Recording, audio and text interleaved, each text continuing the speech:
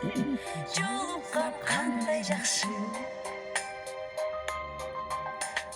Сагынган жүрөк менен эң жакшы тилек менен кучактап бекем кысып кубаттуу билек менен көрүшкөн кандай жакшы, жолуккан кандай жакшы, жолуккан кандай жакшы.